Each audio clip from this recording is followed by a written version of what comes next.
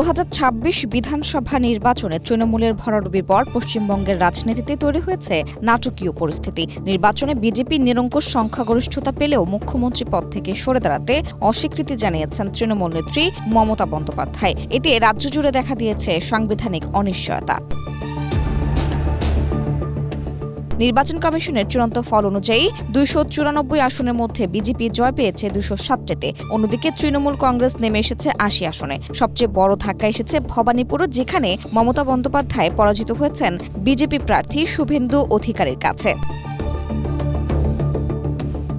তবে এই ফল মানতে নারাজ মমতা। তার দাবি, এটি জনমতের প্রতিফলন নয়, বরং বড় ধরনের ষড়যন্ত্র ও ভোট লুটের ফল।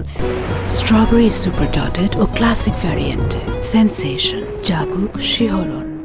তিনি স্পষ্ট ভাষায় জানিয়েছেন, তিনি হারেননি, তাই পদত্যাগের প্রশ্নই ওঠে না।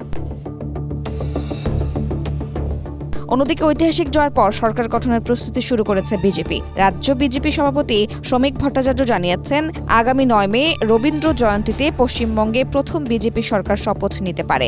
দলের কেন্দ্রীয় নেতৃত্ব ইতিমধ্যেই মুখ্যমন্ত্রী নির্ধারণ ও মন্ত্রিসভা গঠনের আলোচনা শুরু করেছে বলে জানা গেছে। সংবিধান বিশেষজ্ঞদের মতে, সংখ্যাগরিষ্ঠতা হারানোর পরও মুখ্যমন্ত্রীর পদে অনড় থাকা অত্যন্ত ব্যতিক্রমী ঘটনা।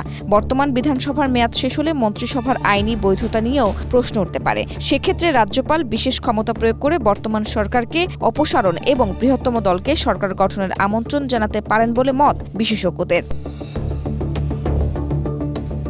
আফরোজা দিবা, এশিয়া পোস্ট।